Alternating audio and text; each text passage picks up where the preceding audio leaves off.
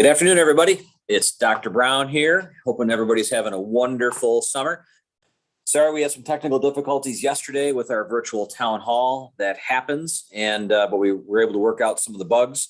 So here we are today. I'm going to take you through a very, very brief presentation just to kind of get you used to what things are going to look like for the start of the school year. If you are an existing student or parent here in the district and went through all of last year with us, then really not a lot of this is going to be new except for some of the mask wearing things, but it would be great to get refreshed on everything anyway. So what I'm going to do, I'm going to share my screen. Oops, as soon as I figure this out here. Going to share my screen. Oops, as soon as I find the correct presentation here. I always wonder what grade I would give myself on my virtual teaching skills. I'm getting there. Okay, got that. We're going to share our screen.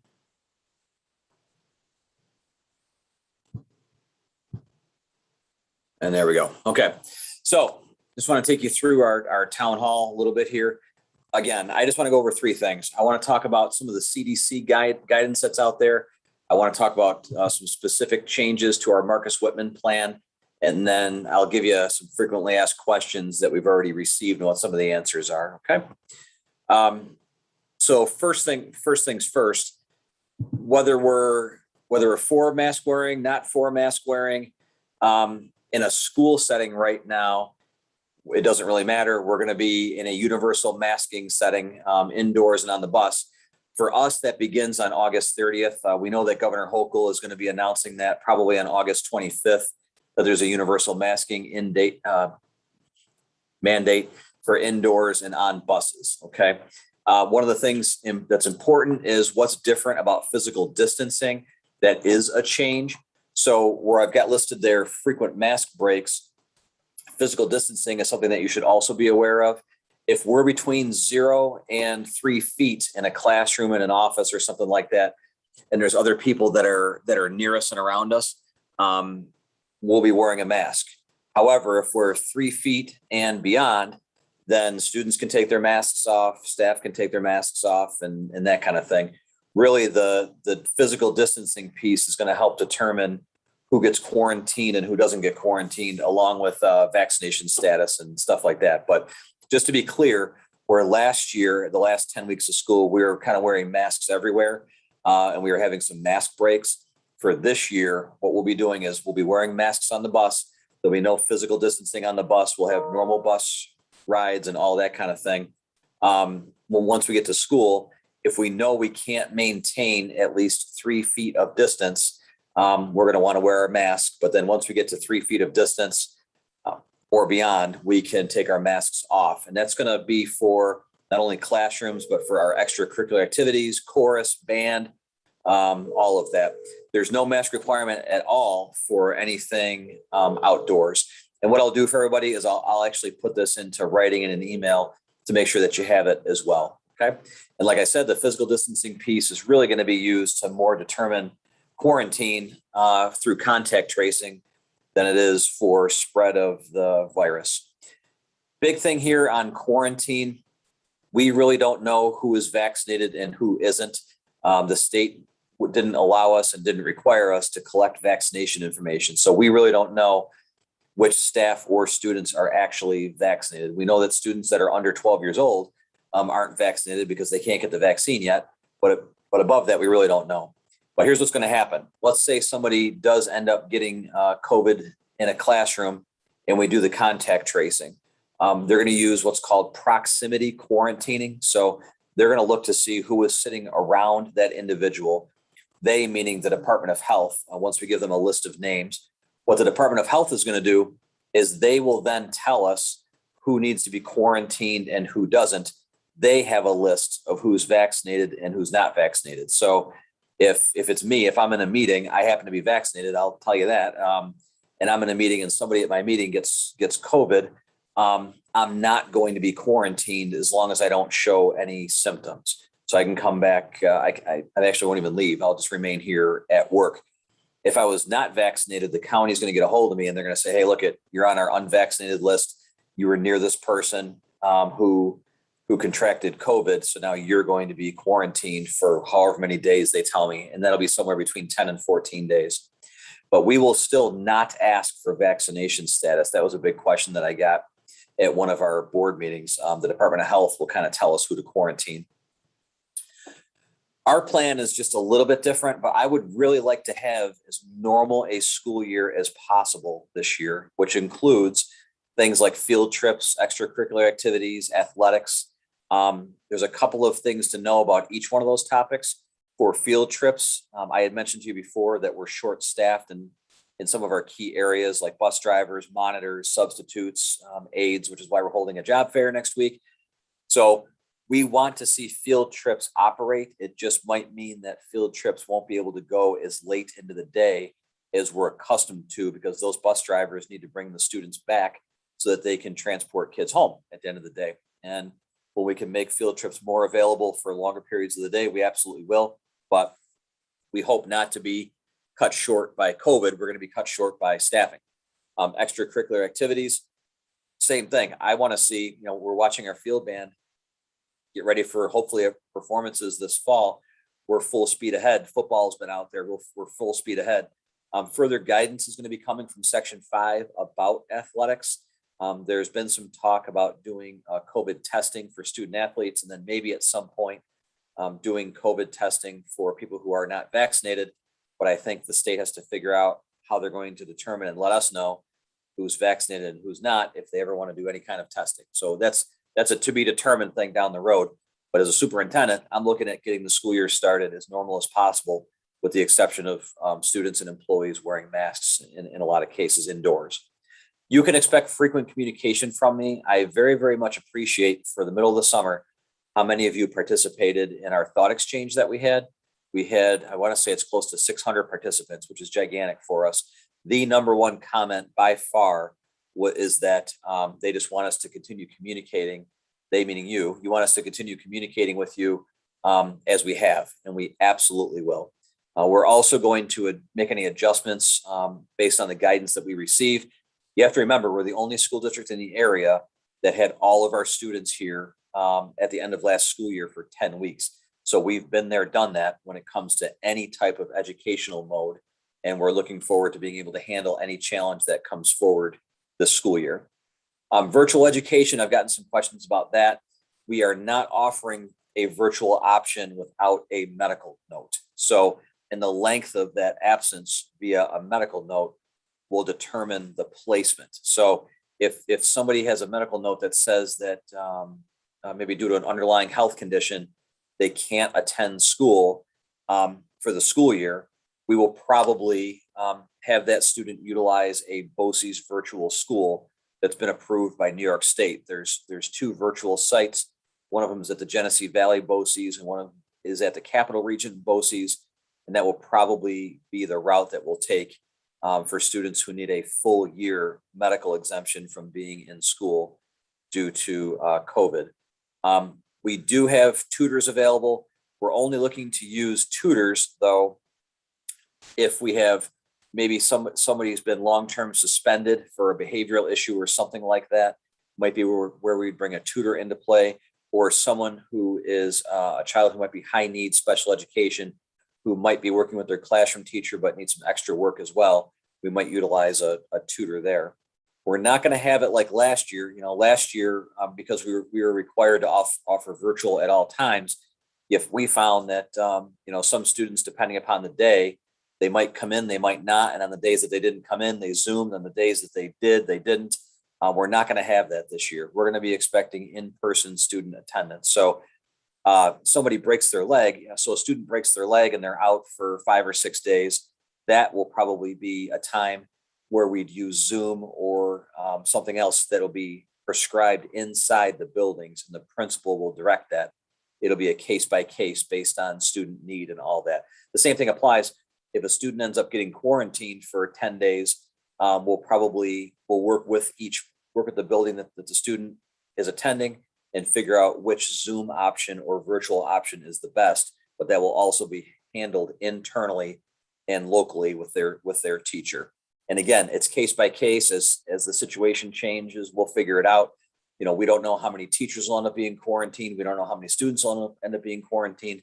Knock on wood, we spent 10 weeks of the school year in the spring all together, and we didn't have one single COVID case. So we'll see if we can keep that streak alive. What I've said to people is we do have some people who absolutely will refuse to have their children wear a mask in school ever. And we don't have a virtual option for that. So, and if you're not able to get a medical note and you are refusing to have your child wear a mask, homeschooling is probably the best option for you. And there's a process for that. You can get a hold of me and I can send you some information about how to register your child for homeschool. But we also have, again, that long-term medical, BOCES might be an option.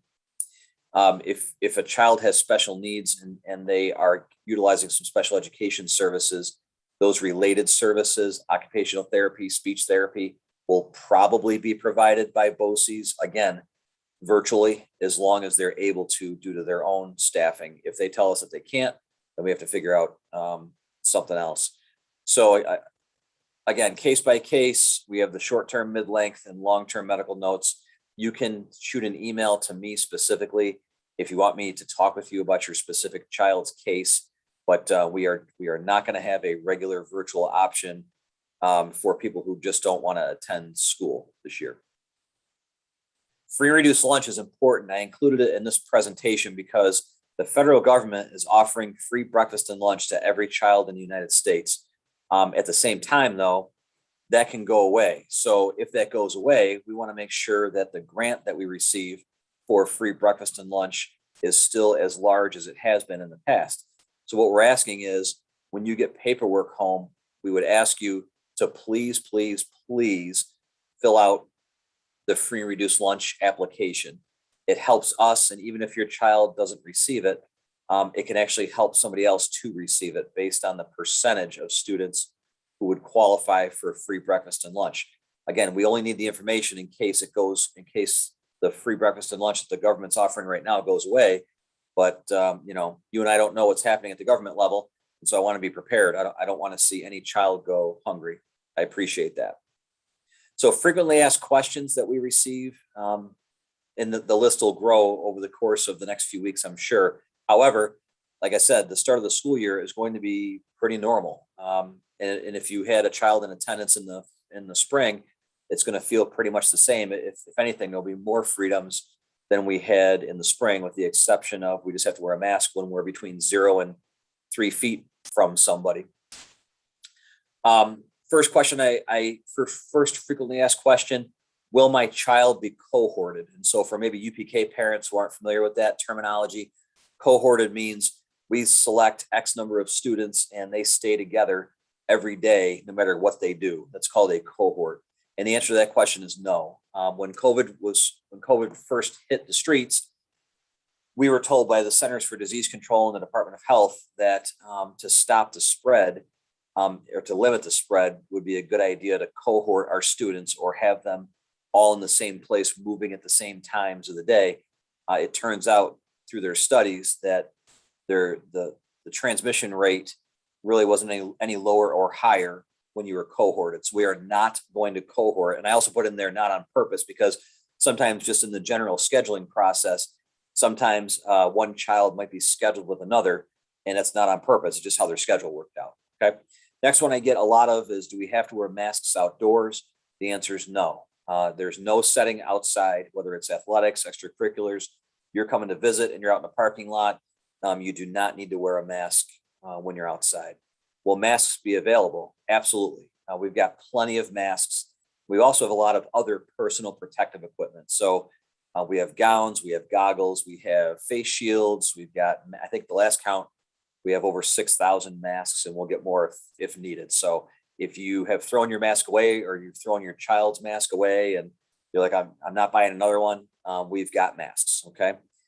Will we still have hand sanitizing stations? Absolutely, we will.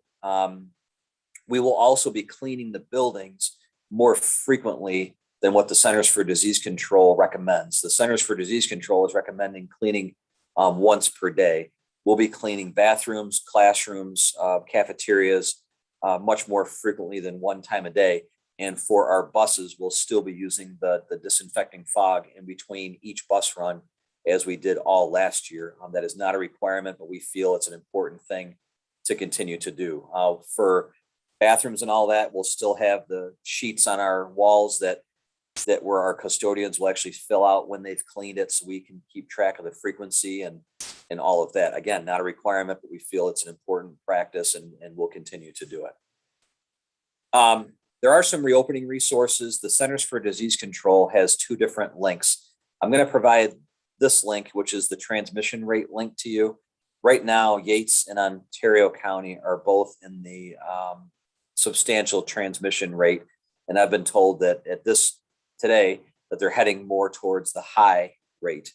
That's a link there that you can keep track of. What we're still going to try to do is, really keep track and really push officials. If there's a time where we don't need to mask universally, we want to be on the forefront of that. And if we have to universally mask, we will. One of the pieces as a superintendent that's tough is, I might be over it. I'm vaccinated. I may be over the masking piece philosophically. It doesn't matter what I think. If the state says, we've got to do universal masking, my certification, the Board of Education takes an oath, et cetera, to the state of New York, and we're to uphold what their rules and laws and things like that. So that's number one. But then we just got a letter from our insurance company yesterday that said if we do not follow the advice and recommendations of the Centers for Disease Control or New York State, that they will not cover claims that erupt due to COVID. So there's another example of we don't want to be hung out to dry there too. And our insurance company is saying, if you don't follow the universal mask mandate in schools and something happens, don't come looking to us to defend you or insure you. And so when you have those two things as a superintendent, we're going to follow the universal masking requirement that's there. We have to.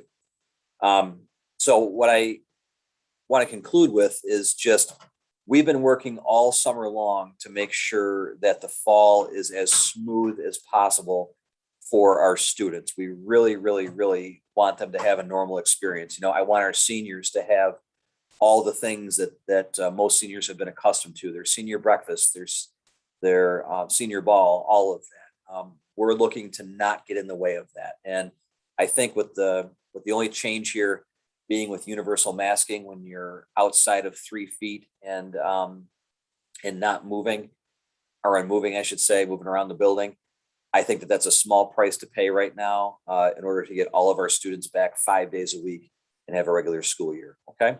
So I'm going to send an email out in the next couple of days that just outlines mostly the masking piece, because that's been the biggest question that I've gotten. And then obviously, I have an open email and open door. You can feel free to ask questions or anything this whole entire time. So I very much appreciate all the time that you've taken to watch this. And again, if you have questions, cbrown@mwcsd.org. If there's other information for me to share, and I will share the thought exchange results as soon as the survey closes, which will be Friday. I'll share them early next week so you have them. But that the main thing was you want us to keep communicating. We're going to keep communicating. That's very much appreciated. So enjoy the rest of your summer, and I'm looking forward to seeing your kids very, very shortly. Thanks.